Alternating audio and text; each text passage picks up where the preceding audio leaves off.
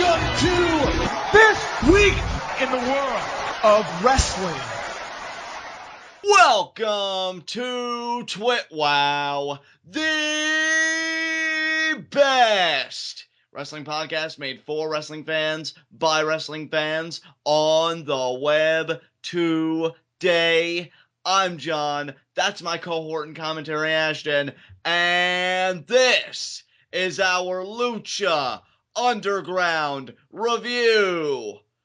And I gotta say, another excellent episode of Lucha Underground. You guys already know, don't you? Before you even click on this thing, you're probably thinking, another stellar episode. Well, if tonight was that night, you would not be wrong. We got some interesting story progression with a lot of different narratives going on. Some phenomenal matches in ring-wise. Definitely brought that tonight. And just all around another superb hour of Lucha Underground. Ashton, what do you think of this, man? Yeah, man, I think that tonight's show was a really perfect blend of everything because, I mean, yeah, Lucha Underground really does kind of fall into this consistency when they put on 3 matches on every single show. And I know that they just had a show, whether it was last week, I think it was last week, where they had 4 matches. In general, you could probably look at the entirety of the Lucha Underground library and you would probably have exactly 3 matches on at least 80% of those shows, you know? Exactly. That being said, though, when the 3 matches are as high quality as the 3 matches that we got tonight were, I'm okay with it. Yeah, absolutely. And here's the thing, dude. I would rather that be where Lucha Underground is formulaic than the actual content in itself. I mean, if you're formulaic in presentation, I feel like that's far more forgivable than in content because and plus, if you really think about it too, the only thing formulaic about it is the number because they never put their matches on all at the same time. Exactly. Because sometimes the match is what closes the show. Sometimes we get a cinematic that closes the show, and the same thing to begin the show. Sometimes we open up with Striker and Vampiro, you know, Melissa Santos, take it away, and we get the match to start. Sometimes we get, like tonight, we got a cinematic to start the show. So at least they vary that up really, really well. So I think that it makes me a lot more willing to forgive the fact that they have such a persistent number of matches on each show. Yeah, and to me, it's gotten to the point where I've just taken it as the norm, and I'd rather that be the norm. I mean, think about how many Raws we watch where they open up with like a 20-minute authority promo or a 20-minute promo. I mean, even like back before they got injured, Seth Rollins or John Cena would always cut 20-minute promos to open shows too. Exactly. So, yeah, it ain't even a gnat buzzing around my ear. Lucha Underground cooking on all cylinders. You and I love it. Everybody loves it. It's great stuff. We've decided to forego Heat of the Night, so I mean, let's replace Heat of the Night with the Was Lucha Underground Better Than Agents of S.H.I.E.L.D. this week segment. Yeah, really. And honestly, this week was a lot closer, but I still think Lucha Underground pulled it ahead. But man, this week's Agents of S.H.I.E.L.D. was so good. But still, I think Agents of S.H.I.E.L.D. I can call a 9.5 and Lucha Underground I can call a 10. Dude, especially how Lucha Underground closed and the story progression we got on that front. Everything. So dude, I'm telling you, tonight's show had everything except for like a big debut. But even then, we got a metaphorical debut because we got the debut of Prince Puma's voice. I know, insanity. But with that said, let's not prolong it any longer. Let us get right into our Lucha Underground review, and we open up with a cinematic segment. Dario Cueto confronts Vampiro in the bathroom. Now, Vampiro, before he's confronted by Dario Cueto, he's looking at a bathroom mirror. I don't know if he's going to slam his skull into it again, but it turns out he's looking at his medication that he was prescribed by his psychiatrist, before he was released. And then Dario Cueto comes in, and he pretty much tells Vampiro, you're seething, aren't you? After what Matanza did to Pentagon, you want to do something about it. Well, he more or less tells him, don't be stupid. You're the voice of Lucha Underground. I've got a huge main event tonight, and I don't need you, more or less flying off the rails. So Cueto giving Vampiro a talk. You could definitely feel that tension there. I don't think, from what I recollect, Vampiro even rebutted or retorted or replied to Cueto at all. He just kind of stewed in his anger and whatever was going on in his head. So nice cinematic to set the tone for the rest of the episode. Yeah, absolutely. This was very eerie. Unfortunately, I only saw a very brief segment of it, but the part that I did see was after Cueto left, Vampiro took some pills, some of that what was it? Aripiprazole. Yeah. And so he's trying to stay, on the rails, not go off them. So Yep. he is doing his medication as ordered, which is very interesting. And so we go from that though to another cinematic at the Captain. What's her name? Captain Vasquez. Vasquez. Vasquez checking in with Officer Reyes and Officer Ryan, and they pretty much inform her, hey, Matanza's loose. And Dario Cueto's back in the temple. Well, she tells them that, and she's wondering like who it was that should be credited for that. Joey Ryan tries to take credit, and then Officer Reyes is like, oh, he didn't do anything, and Vasquez is like, oh, you did, Reyes? No, he just came back, and Matanza's on the loose. So they're all intrigued by this. They're all still trying to piece their case together, and then Joey Ryan informs Vasquez that, hey, me and Officer Reyes, we're teaming up with Mr. Cisco in the trios tournament tonight. So, I guess they're going to be working a lot closer together than they originally wanted to. And, yeah, that all comes to light. So 2 cinematics, really, just kind of really set everything up before we go to in-ring action. But what did you think of this one, Ashton? I didn't see this one, so I couldn't tell you. But as far as the idea itself, the only thing that makes it work is that Cueto was the one that put the teams together. Yeah. And I was even thinking, because I know he's been away from the temple this whole time, because I was like that 4-way match that they had for the last qualifier for Aztec Warfare. We know Joey Ryan won that, but he seemed to he stole the pin from Killshot, but he pinned Officer Reyes. I didn't know if Cueto was aware of that, but he was still away from the temple at the time. So I don't know what made him think to put those guys together, but it works. Cueto likes these random pairings that I think test people's patience with one another and stuff like that. And we would see that later in the night with a pairing that we would find out about, but we'll get to that when we get to it. So there was that. And then we go to in-ring action, and we open up with Ivelisse versus Cobra Moon in what was a great match, Ashton. Yeah, I really, admittedly I missed the first minute maybe of this match, but once I finally got Fubo.tv to actually work, the quality was beautiful and this match was beautiful. Oh my God. I described it on Live Reactions, and I'll reiterate it here, as a chess match. These 2 women were going hold for hold, and it just seemed like who was going to make the first mistake. And let me just say this too, because and I know you too, we've been fans of Cobra Moon really since the first cinematic vignette that we got kind of teasing her, and then her debut. I even said I felt like she would get on my top 5 And admittedly, quickly. dude, you from the very start, you were more a fan of hers than I was, but even now, I mean, I've always felt like, yeah, she's more of an investment than somebody that you can really see as an amazing talent right now. And even then, after tonight, I think that she's even further than I thought she was. So, I mean, you've been on the bandwagon from the beginning, and I've been right there with you, but I've kind of been in the back of the bandwagon, and now I'm working my way up to the front with you.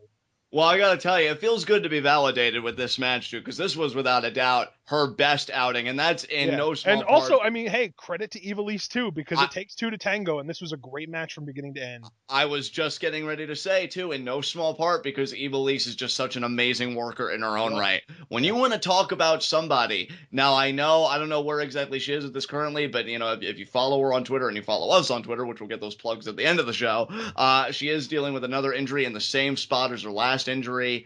It really sucks, but I'm telling you though, if she could just stay consistent and stay healthy, which I know freak things happen, sky's the limit for her. Ivelisse is one of the best workers just in general. Forget genders, forget any of that crap. She's just so good in there. And her and Cobra Moon start this match, and I've said about pay-per-views and stuff, and I would say the same thing for television. The opening match is so important, because I think that sets the tone for the crowd. They kind of let you know, okay, we're starting out hot, and these women went, and they killed it. Cobra Moon, especially, I liked what you said in Live Reactions. All of her offense seems to be Cobra-based, or, at least that kind of, Constrictor-based. Constrictor-based, that was the term you used, yes. Yeah. And I really like that. I mean, one thing that I liked was she did a double underhook suplex, and then she, seemed to transition it into, a seated, I think they call it a butterfly lock or something. So that was really cool. You had Ivelisse. That's actually a really cool name for that, but you would have, I mean, with the way that they changed Dragon Sleeper to Cobra Sleeper, you would think that they would change the name of it from Butterfly Lock to something snake related. Right, yeah, I agree. I mean, maybe you just go full blown with it and you say, she's using the Constrictor. Yeah. Constrictor submission. I like that. I don't know. Obviously, I'm just kind of spitballing here because, we're kind of on the spot, but yeah, I mean, the butterfly lock is something that Mariposa would use, Exactly. I get what you're saying, man. And then Ivelisse doing some submission work of her own got a beautiful guillotine at one point in this match. Yeah. So that was great. Do you remember how Ivelisse won this thing? Because I know she ultimately did win the match, but was it with just some pinning combination, or did she have like an actual finish that she used? Because I'm trying to remember, and I'm struggling to remember. Man, I think Ivelisse just caught her, if I remember right. Sunset flip powerbomb. That's right, the Yoshi tonic off the ropes. That's right. Yeah, that was so good too. So even the finish was like, damn, it had a pop to it. Honestly, from an in-ring perspective, just like, putting moves together and telling a story that way, this is definitely match of the night for me. I know you were a big fan of the trios match that we got, but I don't know if you'd agree. I mean, don't get me wrong, the trios match was good, but I agree with you. I think this was the best match overall of the night. Yeah, this was so good. So props to both women. Ivelisse gets the win, so she's regained the trios title. On the first episode, even though she, was in defeat, she got to compete for the world title, and now she hands Kobra Moon her first loss. I mean, this has been a good season to Ivelisse. So really happy to see it. She deserves it. She's amazing. So with that, anything else you want to say, or can we move on? I think we can move on. Up next, we had a video package explaining Killshot's backstory. Oh, finally, dude. I know Killshot was so excited for these. We'd see the posts on his Instagram. Yep. We were really excited for these, and we got the first one. Ashton, I feel like I've been talking a lot in the past few segments. What did you think about Killshot, this first kind of, peel back behind the curtain, seeing who Killshot really is? What did you think? I loved this so much. Oh, my God. And it's weird, too, because, I mean, first of all, it's very technical because, have the whole hero of war element to it, but there's also a really heavy element of humanity in it, too, because, he's a technical, but he's by no means a hero because he didn't actually save anybody. He just got himself out alive. Ashton, can I just say, to build on what you just said, when you look at the trailer and you saw bits and pieces of these, and I would have been fine either way for the record, but I actually really prefer that Lucha Underground went this route. It almost seemed like, oh, he's going to be like, this badass action hero-esque, whatever. That's the kind of vibe I got. But when you said, it has a real humanity to it, it doesn't try and glorify warfare.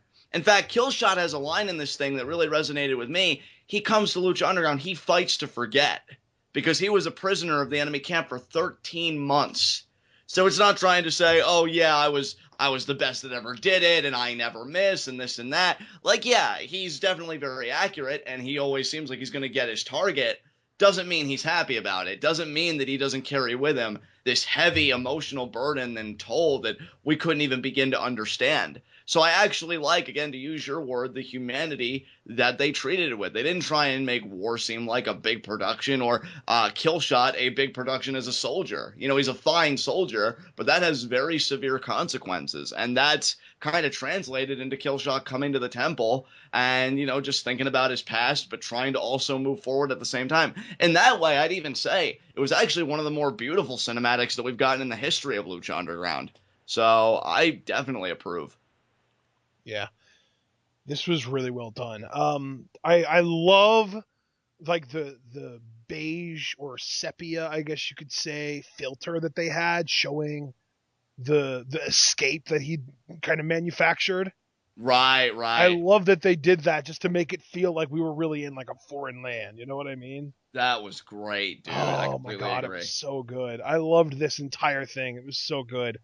And this is only the first of, I think, quite a few, because we're going to keep getting these, aren't we? Or was this I don't know. Maybe. We might. I feel like this might have been it, though, honestly. I wouldn't be surprised if this was the only one.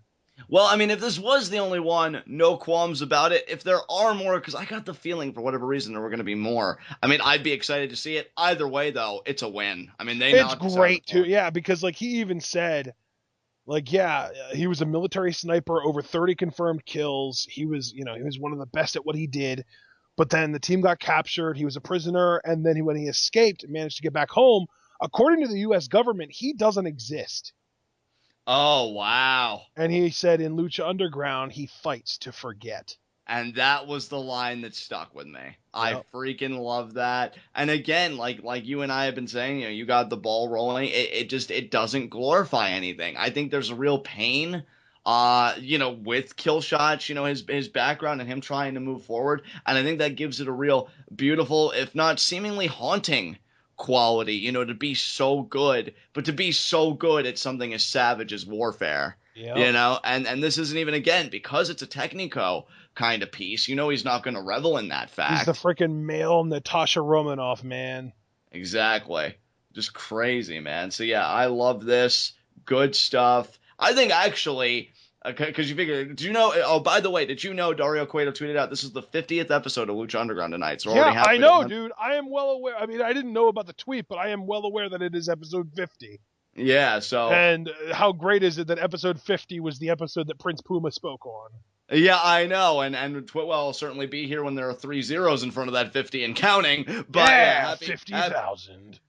Happy 50th episode of Lucha Underground, and yeah, this actually in 50 episodes, this was my favorite cinematic. This was just beautiful. I think again, really not even because of the choreography or anything like that, but because of Killshot, because of how he treated it. So this was excellent character work, and honestly, he may have catapulted to my top 5 Lucha Underground wise after this. I want to see more now. So, great job.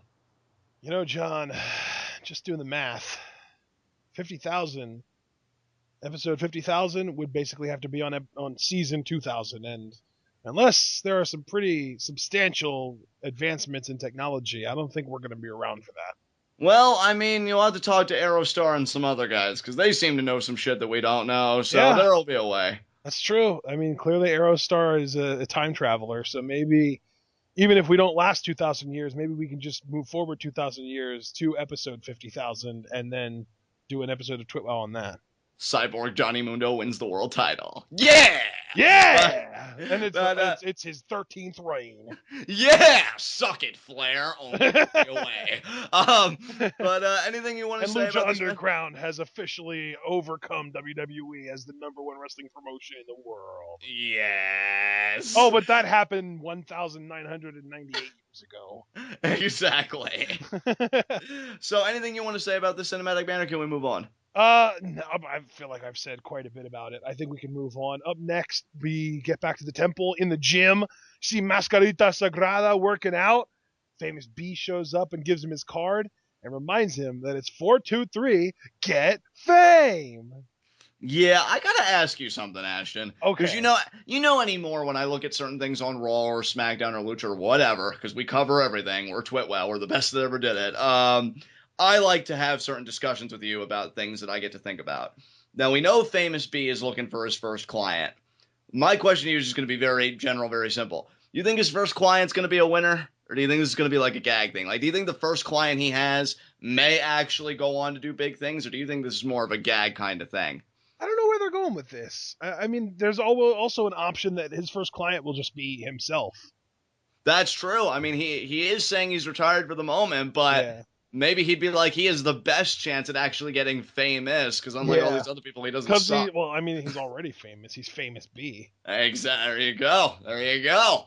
Yeah, I mean, that is a possibility, dude. They could just. I mean, if they want to play him up like an arrogant Rudo, I could definitely see them going that way. I mean, here's the thing. I love his look, and I love the delivery and everything. If they want him to be a manager, which I do feel like is kind of a lost art. I mean, the only real... legit man. Well, no, Lucha Underground does have something. You figure Katrina gets involved, and we do have those. But I think Famous B, I don't know, he's got like an old school vibe about him to me. I'd like to see him get a client. If he doesn't, though, I mean, Lucha Underground always expect the unexpected. So you may be onto something that Famous B would be just the guy all along and then just go do his own thing. But if he does find somebody to represent, I think that would be cool too. And, maybe get him in Gift of the Gods or something. So that Famous B can be like, I just took my first client to their first Ultima Lucha and just make a big deal out of it. That could be pretty cool. Oh, yeah. Let him be like a sports agent. That would be so cool. Yeah, man. That's what I'm saying. Like, I want to see him at the negotiating table with Cueto trying to renegotiate a new contract for one of his new clients. Dude, yeah. See, you and I think, are getting on the same page. And the thing is, with him being Rudo... like, I actually think it would be a nice twist if his clients don't always, succeed. Like, say, for example, I used the example of a client getting to Ultima Lucha, Gift of the Gods. Well, maybe they don't... Then, John, you could say, well, even if he has lost a bunch of matches, then it makes it even better, because then Famous B could be like, well, yeah, I mean, Everybody needs to lose some matches in order to learn, and my client has immense upside. You do not want to miss out on this opportunity. Exactly.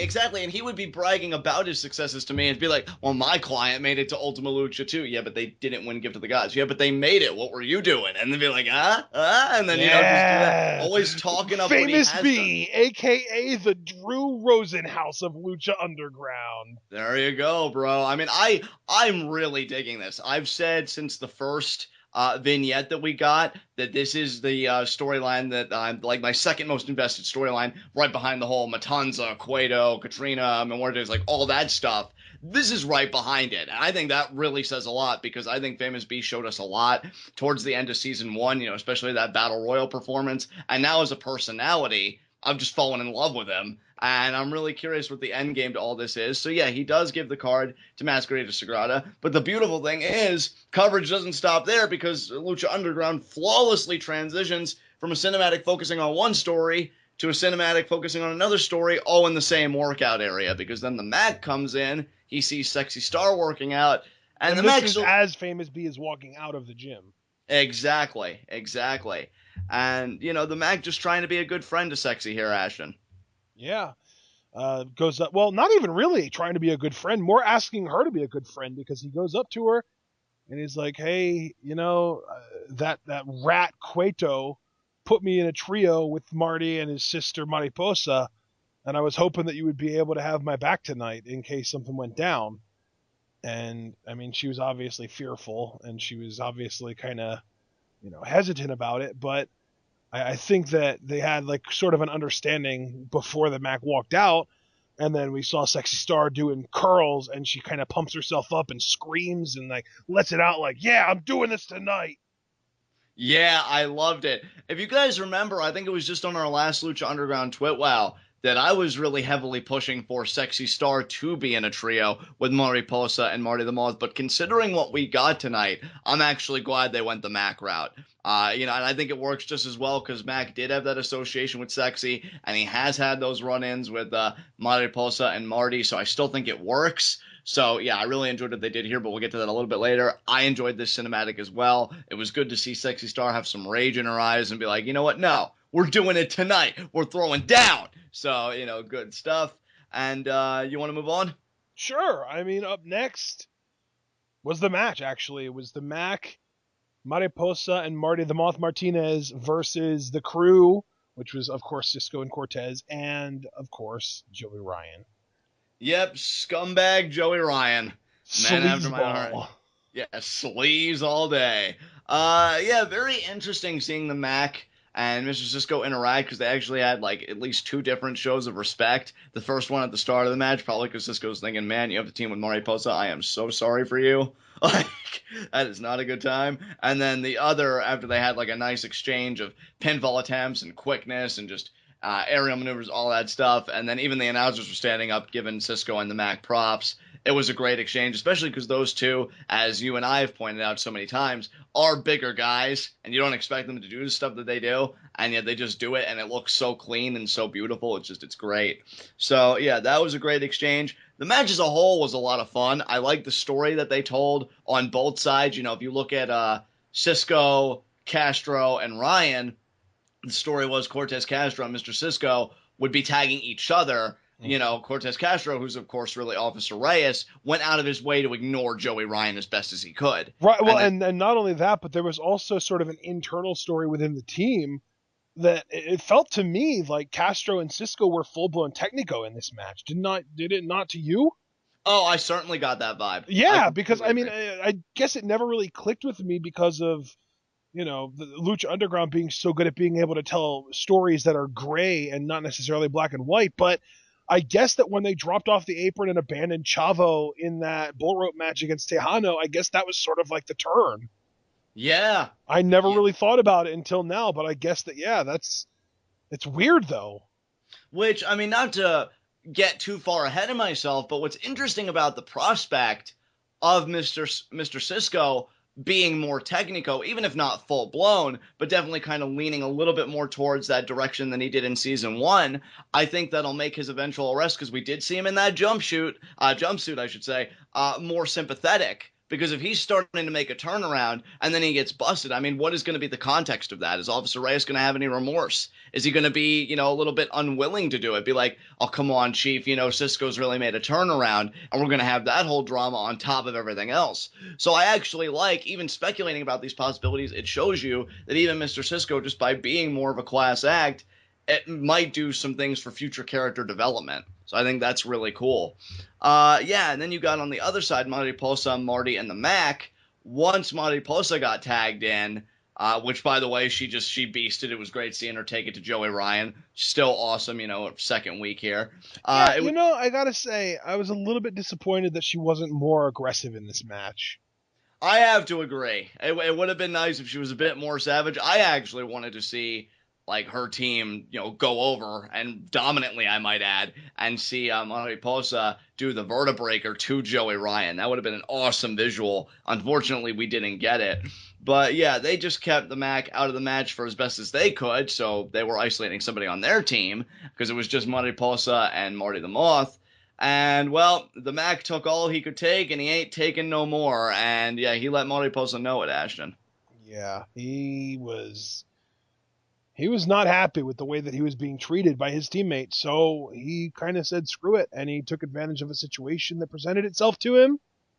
At one point, Mariposa tried stopping him from doing a suicide dive, and you will not prevent the Mack from getting his shit in, so he shoved her into her brother, which, I mean, maybe the Mack intended for her to land on Castro, Cisco, and Joey Ryan, but they got out of the way. She landed on Marty, and then the Mack did a dive onto all 5 of them.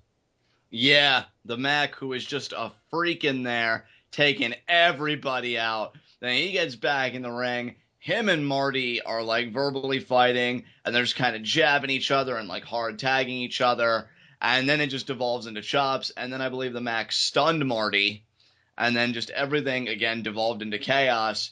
And ultimately, Cisco, Castro, and Ryan pick up the win after Cisco and Castro, they nail their double team finisher, and Ryan steals the pin. So they actually advance, which I'll be honest, I didn't call that one. I thought it was actually honestly, I kind of thought, based just on credibility, I felt like Marty, Mariposa, and the Mack each individually had way more credibility than anybody on that team.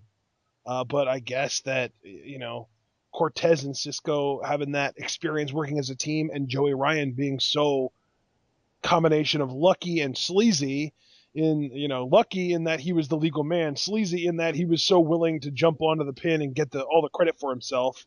It just kind of worked out for the best for them, and it didn't really hurt them that Mack, Mariposa, and Marty were kind of imploding all the while. Yeah, and I think that's where, again, Lucha Underground is very intelligent, because on paper, and again, I committed this myself, so I speak from experience, you think, oh, it's a foregone conclusion, Mariposa, Marty, and the Mack are going to go over, but Lucha Underground has the back door of, well, Mr. Cisco and Cortez Castro have been a team since season 1. You're talking now, again, we mentioned it earlier, 50 episodes. Yeah. These guys have been running with each other. And I mean, that's the thing, too, is Marty and Mariposa, they're brother and sister, so obviously they know each other really well, but they've never teamed up together in a wrestling match.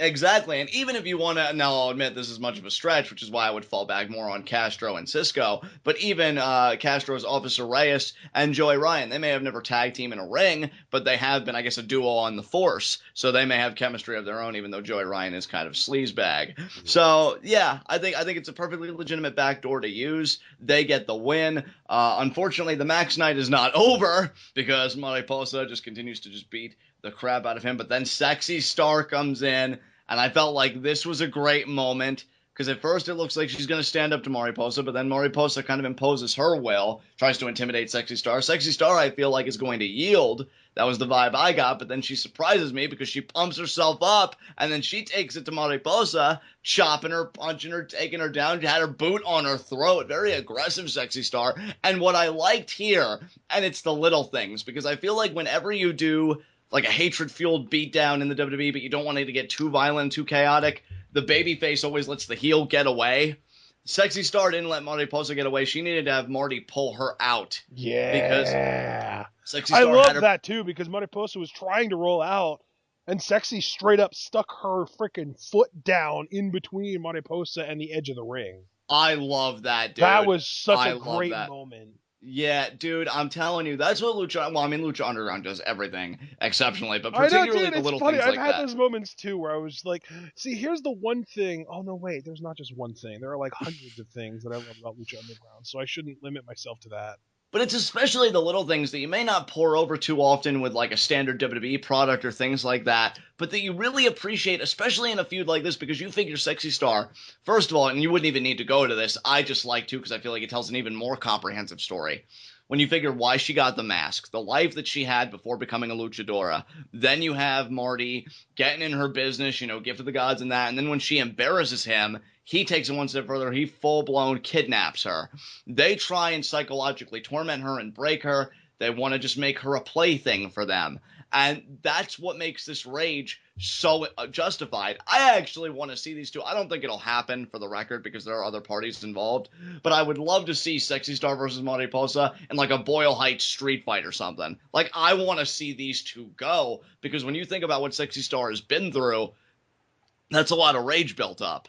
And I just love that she didn't let her get away, grabbed her by the hair, got those body shots, and Marty's just looking on in shock. Like, he did not expect this rebound at all. I think he thought their conditioning, they were close to really just making Sexy Star what they wanted her to be.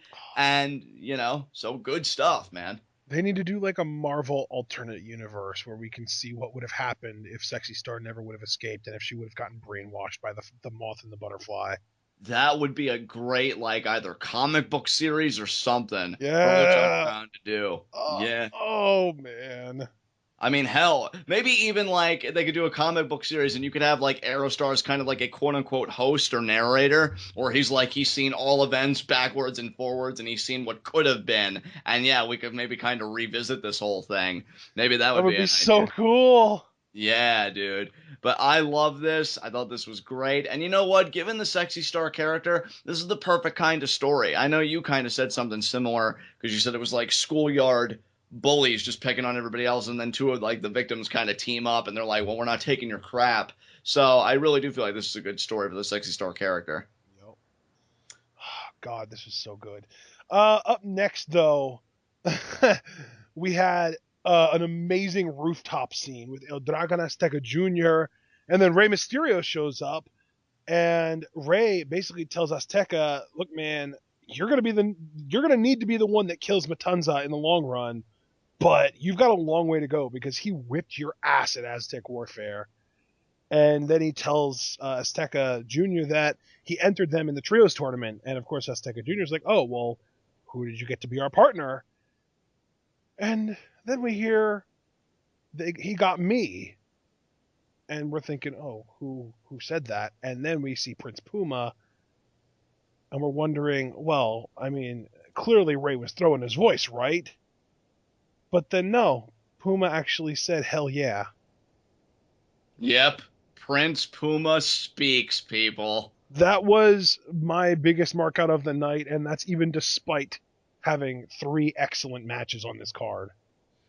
Doesn't it really say something, the power of withholding something as simple as the sound of a person's voice, what that can do when it's finally unveiled? Dude, I can't wait to rewatch this episode to hear his voice again, just to actually know, like, did they do any kind of, digital alterations on Ricochet's voice, or does it actually just sound like Ricochet? Right. Yeah. Because obviously, Son of Havoc, I've heard Matt Cross talk before, and that's not what he sounds like. So they obviously do something digitally in post-production with his voice. Right. Curious to know if they did something with Puma's voice, too. Which I love that they go that extra mile to begin with, to really make it feel like these are superheroes. Yeah, superheroes and just purely Lucha Underground performers. Yeah, that's Yeah, because you could definitely say now that Son of Havoc is distinct from Matt Cross, which may be a weird statement at first glance, but then you look at things like this, and it makes more sense. Yep. And I love, too, here's the thing, I love it both in almost a comical way, because I just find humor in weird things, and in just the context of this universe. Because you always expected the character like Puma, because you and I have said so many times, Ashton, Season 1, Puma was the man. First champion, running everything. You would have thought, especially after the death of Conan, his first words would have been something of great profundity or anger. And no, it's just chilling with his boys, chilling with people that come from a tribe like he does. I love it, though, because if you think about it, it really does. I mean, kayfabe-wise, it gives us an excuse for why he hasn't spoken yet, because he had Conan for most of last season, and then after Conan died, the only other time that we've seen him even ready to say anything, willing to say anything, was episode 37, Penultimate Lucha, last season, and he got cut off by Mill's music, and he came out and we had that awesome brawl segment. So yeah, it makes all the sense in the world that Puma wouldn't have talked until now, because first he had Conan, and ever since Conan's been dead, he's only ever really had one opportunity to talk, and it got interrupted. So now, it's like, sure, I mean, it makes all the sense in the world that he would talk now. Yeah, and you know what's interesting to me, and maybe I was reading too much into this, but you can't help but do that with the Lucha Underground universe. Yeah. Rey Mysterio said, I found Puma fighting in the streets the same way that did Rey say I found you, or the original Dragon Azteca found you? The original Dragon Azteca was the one that found El Dragon Azteca Jr. Right. Now what I'm getting at is, because Rey said he found Puma, but Conan said the same thing in season 1. So what did Conan really know? I honestly think that Rey is a more trustworthy voice of reason than Conan, because Conan was always kind of known as a swindler. Right. So, I mean, how did that all happen then? Because I think there are still questions. Because if it's also possible that they both found him, like they were like walking down the street one day and they found him. Yeah, because I mean, they are pretty close, Conan and Rey Mysterio. Buds. They're good buds. Yeah, big time. So, maybe they just had different ideas for Puma. Maybe they came to a kind of consensus, like, okay, Conan, you can take the reins for now, but if something happens to you where you're going, I'm going to step in. And of course, Rey did step in for completely different reasons, but knowing that Puma no longer has Conan in the picture, maybe that all kind of works out. Regardless, a beast trio. Actually, I'd almost say too beastly, which is why I believe that if their match is next week, they may not win. I doubt it. I do think they will prevail, but I wouldn't be surprised if they didn't, because this is a stacked team. It actually kind of brings me back to the first trios tournament when you had Puma, Hernandez, and Mundo on the same team, and they seemed like surefire, and then they lost to Metal Gear Solid. But also, Hernandez was the reason they lost, because there was a bad egg within the team. Yeah, that is true. And speaking of bad eggs, though, there was something else I wanted to bring up to you about this. Yeah. El Dragon Azteca Jr., and I've seen Rey give this talk to him a few times, which is why I can't let go of it, because it's still kind of throwing itself in my face, has told El Dragon Azteca Jr., don't fight for revenge, fight for pride, fight for honor. This isn't the first time he's told El Dragon Azteca this, and Jr. this, and I have to wonder, is El Dragon Azteca Jr. going to let his feelings of hatred consume him a little bit like Black Lotus did? She could have taken a different path, but she ended up killing the original, like El Dragon Azteca. And now that's the thing, too, is you almost have to wonder if El Dragon Azteca Jr., once he finds out about who actually killed his mentor, how he's going to handle that emotional blow. Yeah, I mean, is he going to try and kill Black Lotus? And this is the thing about Lucha Underground, folks. They do it. They don't care about gender. So if it's the idea of El Dragon Azteca Jr. killing somebody like Black Lotus, I don't think they'd have any qualms doing it whatsoever. And no, the thing I definitely agree with you. I don't think there'd be a problem either on that. And my question is, would Rey Mysterio at that point be able to save El Dragon Azteca Jr.? Because to me, Rey Mysterio isn't just here as a competitor or even as a former student, of El Dragon Azteca Sr., the original. He's almost trying to be the conscience of El Dragon Azteca Jr. Well, and even in the original, the first issue of the Lucha Underground comic, the closing quote that we see with Rey that he leaves us with is, "I'm not a revenge seeker, I'm a peacekeeper." Right, and I feel like he says that because I felt like it was like a few panels prior, El Dragon Azteca Jr. is again talking about revenge. He seems so fixated on this idea that Rey keeps having to pull him back, like, no, this is what we're fighting for. I have to believe, and maybe it won't, and I'd be cool with that because, I trust Lucha Underground to handle their business, obviously. But I can't help but think, is this a conflict that's only going to be exacerbated and just get bigger and just more prominent as we progress? Because right now it just seems like a few asides. You know what I mean? Like, oh, we don't do that, we do this. But I can't help but think, is this going to play out on a bigger stage? Like, is there going to be a time when El Dragon Azteca Jr. is at the crossroads. Maybe he has Black Lotus by the throat, and Reyes trying to talk him down from the metaphorical ledge, like, you don't want to do this. This isn't who you are. This isn't who your mentor was. I feel like there's a battle within going on with El Dragon Azteca Jr., and Reyes just kind of the looking on, trying to prevent the worst from happening. That's just what my gut tells me. Yeah. I've actually never even thought about that. I typically don't put that much thought into any television shows, but Lucha Underground, you know, if there's any show that's worth putting that much thought into, it's Lucha Underground. Oh, absolutely. And again, like, I'm sorry if people think maybe I'm putting a little bit too much thought, even in just in words, but I mean, ever since the first season, when you got Stryker dropping hints like, you know, Prince Puma can go all night long, but so too can Johnny Mundo and things like that, and you see what they become. I just try and be as attentive as I can, and yeah, I just can't help but think Rey Mysterio and El Dragon Azteca Jr., that relationship's going to get a bit more contentious. How contentious is anybody's guess? So we had that. We know these guys are going to be a trio. Their match will probably be next week. Anything else you want to say about it? No, man. I think that this is really, really intriguing. I'm genuinely curious to see if they go kind of the route that you just kind of laid out with the whole, you know, Rey being that moral compass thing, because I really, really like that idea. I don't know. Yeah. Oh, and I think, because I don't know if this segment happened, I think it happened before this, but we also had a cinematic, didn't we, where we went back to the Lucha Underground billboard with a question mark on it, and I think something new was spray painted on it. Yeah, well, yeah, that was kind of a weird thing, because it was just like, you just saw somebody, and I think that they were like covered, like their head was covered. I don't know if it was a mask or if it was like some kind of a scarf or something like that. But yeah. But like they just sprayed something on a Lucha Underground billboard, and it was the same Lucha Underground billboard that El Dragon Azteca Jr. put the question mark on last season, but I don't know what it was. And obviously it's important because they showed it, but I don't know why or what it's going to lead to. See, now I'm going to be excited to go back and rewatch this episode with you, because if they show, and I think they did show the billboard the one shot, and then we see it again when these three guys convene, I want to try and read what was put on that billboard if we can. Maybe we won't be able to, but like you said, Lucha Underground, everything is deliberate with these guys. You know, so it had to be something. I'm just curious what it was. But yeah, I just wanted to bring that up very quickly. If you have nothing else you want to say, though, we can move on. Well, if we're moving on, the last thing that we see is the main event match, and it's got Cueto accompanying his brother to the ring. And we talked about this on live reactions. Let's kind of dive a little bit further. Do we think that the key that Cueto keeps around his neck is the secret to controlling Matanza?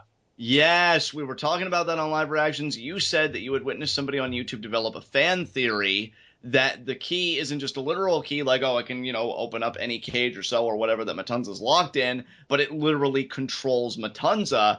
And we noticed with the entrance of Matanza and Cueto that Matanza does seem to give like a quick glance at that key, and then actually towards the end, but we'll get back to the Imagine stuff, I promise, he does kind of look at it again. He's lured away by the key. I definitely think there's some legitimacy to that fan theory. So, do you remember the username of that YouTuber that came up with it, or no? It was in the comments of a. Have you ever heard of the Believers channel? No, I have not. It's a relatively new channel that covers Lucha Underground. You know, cheap plug here. You're welcome.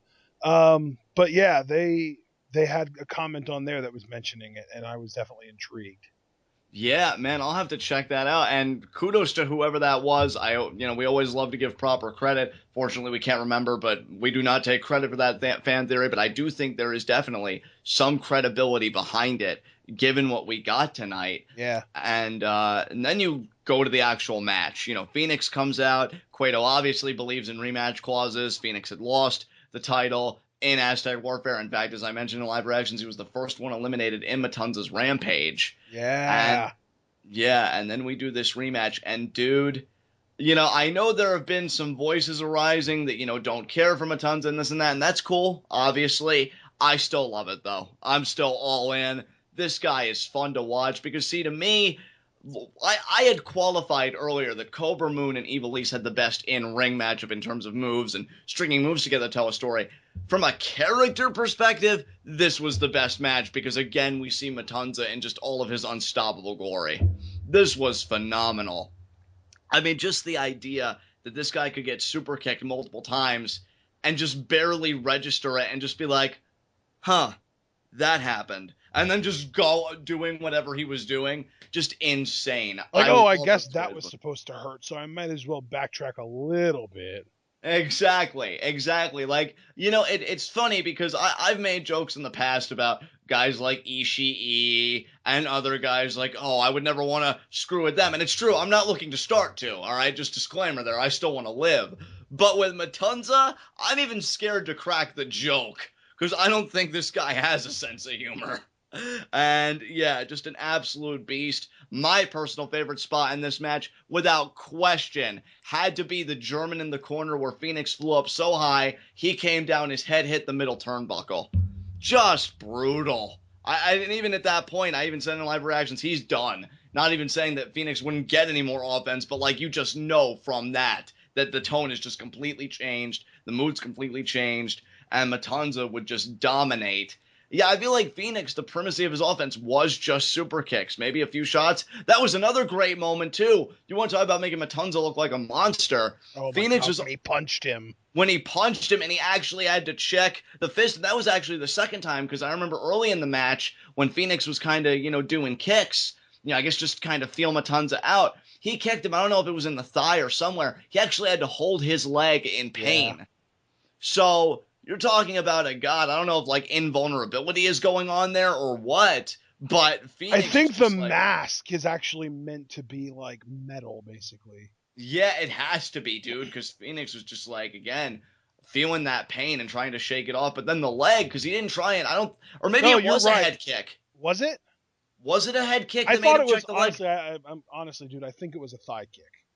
Well, either way, I mean, again, just knowing that hurting Matanza still hurts you is a really terrifying thought. Yeah. Well, if you're Phoenix anyway, because ultimately Matanza, first of all, he does kind of like a world's strongest slam, more or less, on the outside to Phoenix. Yeah. Then he gets him back in there, and then he's like, mercy is for the weak. And he picks Phoenix up again. Hits Wrath of the Gods. And again, like I said about Pentagon the week prior, you could have counted to 1,000. You got Matanza gets in the mount punch position, starts pummeling on Phoenix. I love the shot. I don't know if this was intentional or not, but the camera has a great shot in the background. And you could see Melissa Santos, who is just absolutely amazing in every way, looking concerned, like, oh man, are we going to witness somebody else taken out tonight? And she's just looking like, would somebody stop this? And somebody does stop it, actually, because Katrina comes out.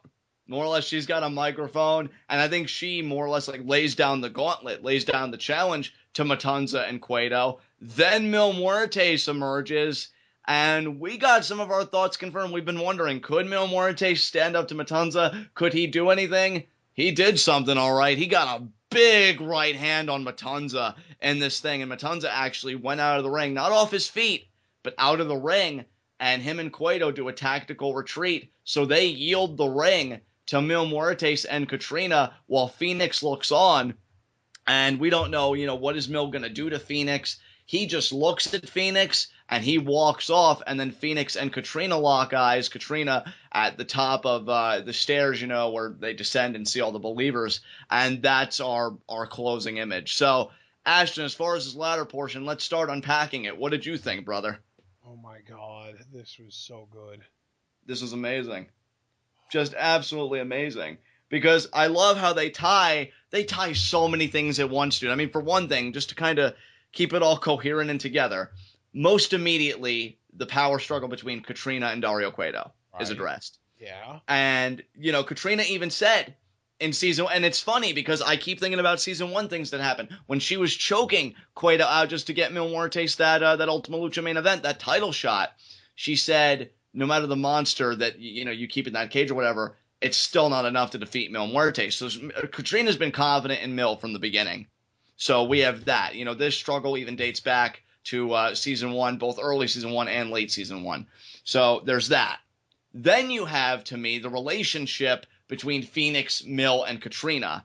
Now, Fenix and Katrina, they have a more interesting relationship because we know they hooked up, but Katrina, she was more using Fenix at the time to make Mill stronger because Fenix had handed Mill his first loss. He had shown that, Mill was vulnerable. Katrina wanted to, kind of exile any vulnerabilities, but she must have felt something for Fenix at the time because, as we saw like a few episodes ago in season 2, telling Fenix, I wish I would have stayed with you. I wish I would have chosen life, and you and I would have been ruling this temple together. Mill does not know this, which is, again, the other interesting thing. He does not know about this deception or anything. So, oh my God. Mill's probably thinking that when Katrina tells him, because we know Katrina runs things, that's been an established fact as far as her little camp of death is concerned, that if she tells me to spare Fenix, said she just may want me to focus on the bigger prize, that being Matanza. But we know it goes a bit deeper than that because she feels something for Fenix. It's an interesting relationship, too, not just because it's two people, but even on a mythological level, Fenix can never die. He's the man of 1,000 lives. Katrina is this very beautiful embodiment of death, but she embodies death, a very horrid, grotesque thing that occurs. And she wants life. She wants to be alive again. So this goes so deep. Mill is just completely aloof to all of this. But I think his primary concern is there's another monster in my yard. I've got to take care of this now. And while I'm doing it, I'm taking back my Lucha Underground Championship. Yep. So we have got all of these forces and all these stories at play. And to me, dude, at least as far as Katrina's concerned, I know she wants control of the temple and she wants to be alive again. You can't have your cake and eat it too. I think Katrina, even if she did it, unintentionally, which of course she did, has made a house of cards here. Because I just can't see it staying together. Because I think the moment that Mill gets a whiff of, hey, Katrina isn't just sparing Fenix for tactical reasons, there's something more here, that's when everything's going to go to shit. The enemy of my enemy is my friend, right? Yeah, for the moment. For the moment. However temporarily that arrangement might be. Because here's the thing, Mill, and we've seen this in season 1, and we saw it in season 2 recently, when Katrina wouldn't give Mill right away Pentagon Jr. and Prince Puma, he again grabbed her by the throat. He has established a precedent of being forceful with Katrina if necessary. And again, I have to commend Lucha Underground for not shying away from those things because they've never taken away Katrina's power by doing so. If anything, right, it's just the source of her power because she's always in control. She's never not been in control.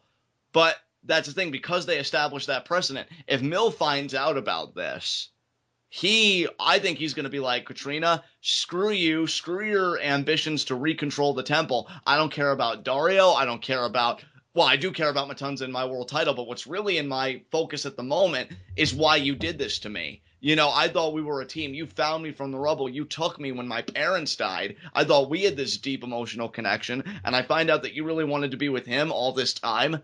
And it may sound like so superficial at the moment, but with Lucha Underground writing, this will go places. Like, this will freaking go places. And I feel for Fenix again, because I felt for him the first time because I thought this was going to happen. And I'm like, you don't want to do that, Fenix. And I'm thinking again, just you don't want to do it, man. Just go the other way. Just be like, thanks for saving me, but yeah, no. And then check out, because this can't end well. And then as far as Matanza and Cueto go, maybe Cueto will put that in motion. Maybe he'll be like, oh, Mill, you think Katrina has your best interest, but I know things that you don't. And maybe that'll be a bomb that Cueto sets off to turn the tide in his favor. Oh, man.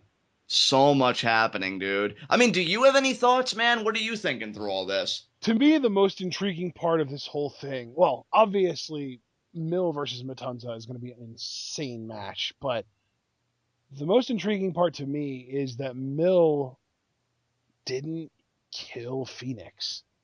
Yeah. Like, that's because I even said it in live reactions. Normally, Mill seeing Fenix is like a bull seeing Reddit. Like, he just can't help himself. He sees, it's like freaking, he just hates Phoenix's face or something. I don't know. Right. But no, tonight he attacks Matanza, and I guess he realizes that Matanza is the prize and that he can finally leave Fenix alone because I guess Fenix isn't really a threat to him right now. I don't know. Well, he doesn't have the title. And, Mill wants it back. And really, to Lucha Underground's credit, you really can't say that Mill's gotten a fair rematch, because he lost it to Fenix, but he never even got to compete in Aztec Warfare because Pentagon jumped him. Right. And, he took him out. And that's another thing, too. Pentagon wasn't on this week, obviously. I don't think any of us expected him to be. but he's not going to be gone forever. It just seems like a race to the championship, which has really now more become a race to Matanza. And it's a race that I'm actually, like, impressed how many people are willing to take it. I think it just makes them look all the better, because I'd be cowering in a puddle of my own urine. I'd be like, no, I'm fine here. You guys go ahead. I never want to be world champion, and then just wait for the next guy. But no, I think between... And then the next guy wins it, and you're like, ha-ha, just kidding, I won it now. Exactly, Johnny Scumbag. Oh, yeah. So between the key fan theory, which I'm really growing an affinity for, the more we think about it and the more the evidence piles up, and then to me, the Katrina Phoenix Mill dynamic, which, again, I think from season 1 has just been a house of cards that I still can't even believe cards are being stacked. I mean, a deck only has 52 of them. How many decks have you gone through? Because I'm just thinking sooner or later, Mill is going to find out. Because just things like this never end well, dude. Oh, it can't happen. And see, the thing is, Katrina would be able to handle herself, though, because she's already proven that she can get out of a tight situation like that. Yeah, and poor Phoenix, the only thing he has going for him is thankfully he's the man of 1,000 lives. So you can beat the shit out of me. Oh, yeah, unfortunately, he only has immortality. So bad. Well, yeah, immortality's really great, Ashley, when you keep getting, like, punked out and powerbombed through buildings. I don't know if I'd just be like, okay, bring me back to life. What's this one?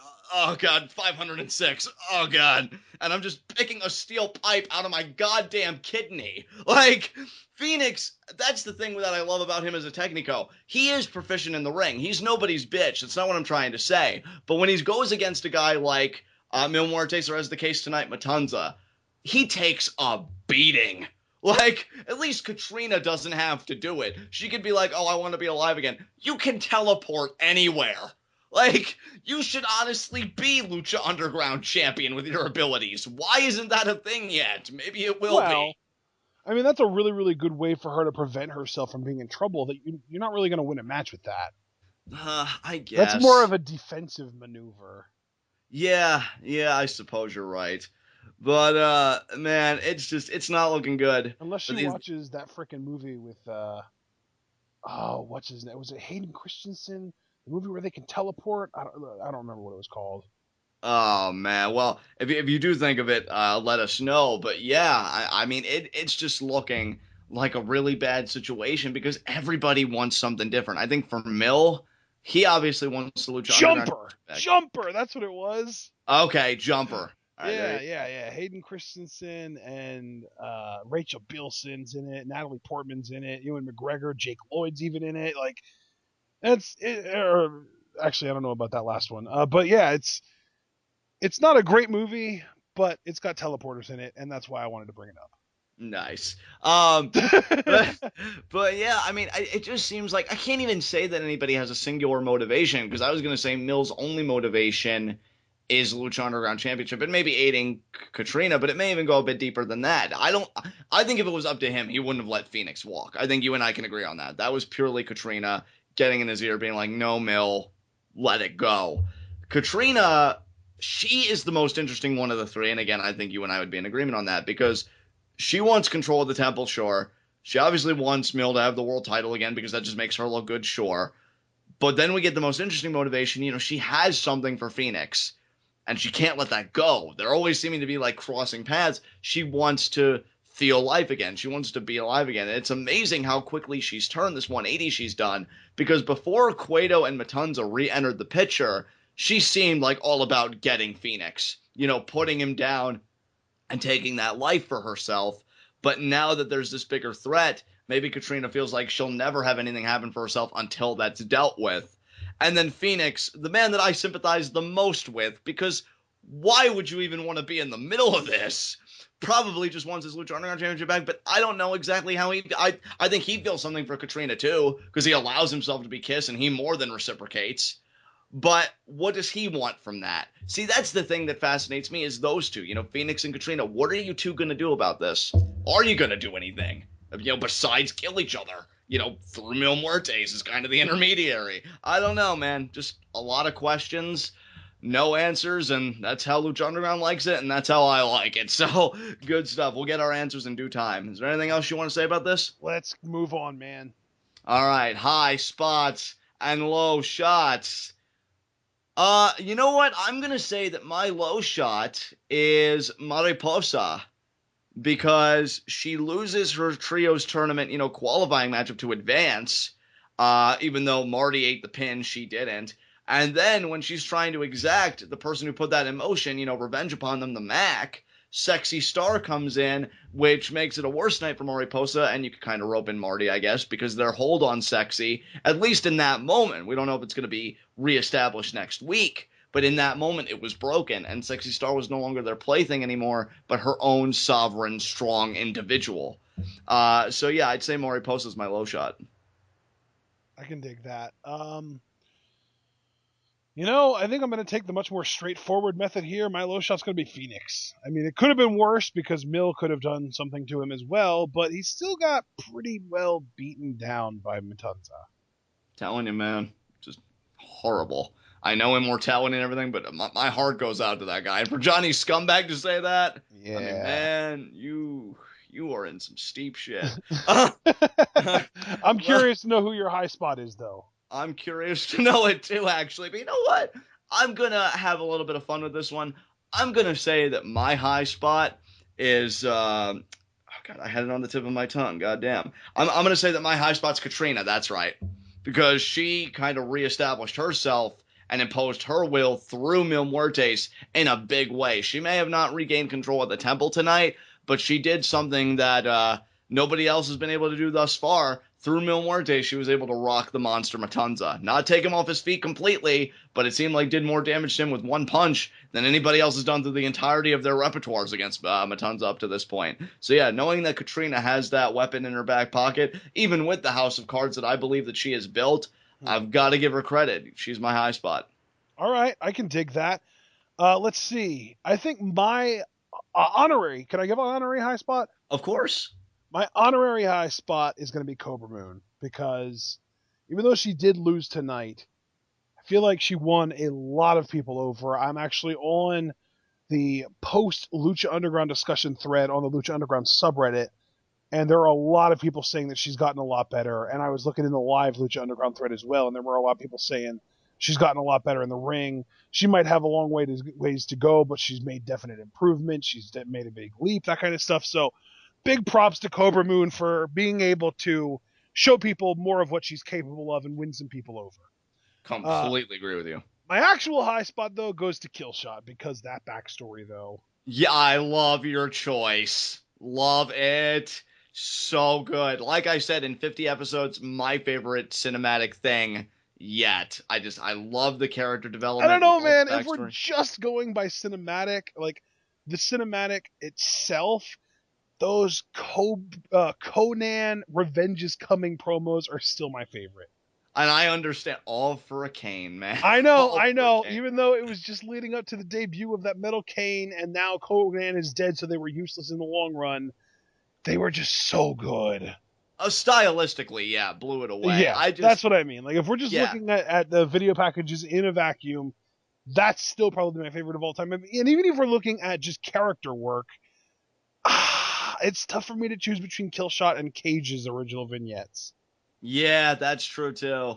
I just love the heart of this, man. Fights, though. Yeah. I just loved the heart and the word that you initiated, the humanity of this particular one. Yeah, just really a welcome change of pace. It's weird because normally when you see someone who's got like that war hero background, you kind of expect them to be portrayed like a hero, but this really was more of a sympathetic route.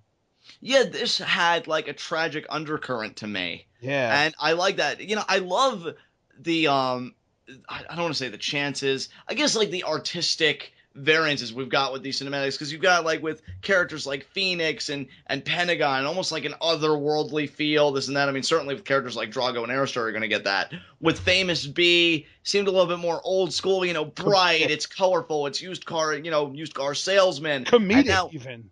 What was that? Comedic even. Comedic, yeah, I would agree with that. And then you've got with Killshot, again, just not to harp on the word, but humanity, tragedy, not glorifying warfare. Very grounded, I think, is another word I would use. Doesn't try to be anything more than, what it is. It's a very human kind of story. And yeah, I fight to forget. That's a line that's going to stick with me every time I see a Killshot match now. Because I definitely think that makes me think, like, he's not just fighting to win. He's fighting because that's the only way he knows how to cope.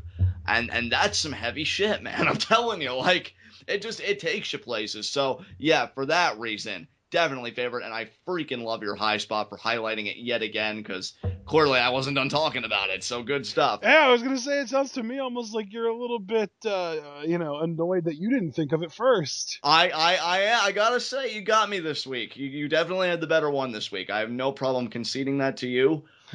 With that said, is there anything else you want to say about tonight's episode? I just want you to know that I'm going to tell Katrina that you thought that Killshot was a better choice than her. You do that. You do that. And you can also tell her good luck with that house of cards she's building, because when it falls, I'll be the first one to laugh. So, as long as we're bringing out messages. So you don't have anything to say about tonight's episode? I think we're good, man. All right, guys, this has been Lucha Underground. This has been TWitWoW, the best wrestling podcast made for wrestling fans, by wrestling fans, on the web today. I'm John. That's my cohort and commentary, Ashton. Guys, be sure to comment and subscribe on YouTube. Ashton, what question do you have for our subscribers this week? Well, we know that Mysterio, Puma, and Azteca Jr. are a trio and that they're competing next week. So my question is, who are their opponents going to be and who's going to win that match? Yeah, excellent question. Guys, give your thoughts down below in the comments. Be sure to take that conversation over to Pweetov. That is Pro Wrestling is taking over Facebook. There, I've said it before, I'll say it again. Lucha Underground fans seem to grow by the week. So you'll definitely find a nice little hub there where you can discuss all things Lucha Underground. Also, be sure to check out the TWitWoW Facebook page. We are on Facebook now. Be sure to like, comment, and share the content on there. If Facebook isn't your medium of choice, we are also on Reddit. There again, you will find all of our TWitWoW content, and members of the TWitWoW subreddit can create threads of their own on all things related to pro wrestling. And yes, indeed, that does include Lucha Underground. But if you want the ultimate TWitWoW experience, if you want to share with us directly anything that's on your mind or any memes that you created or just anything under the sun, we are both on Twitter. I am at John, that is JOHN, can't forget the H, underscore TWitWoW. Ashton is APond404, that's the letter A, Pond, P-O-N-D, body of water, 404. Follow us both on Twitter. And we will see you again for our NXT review, where a new set of tapings means a new set of possibilities. And all I can tell you is you will consistently find your best coverage of those possibilities here on TWitWoW. Till then, tune in. Peace out.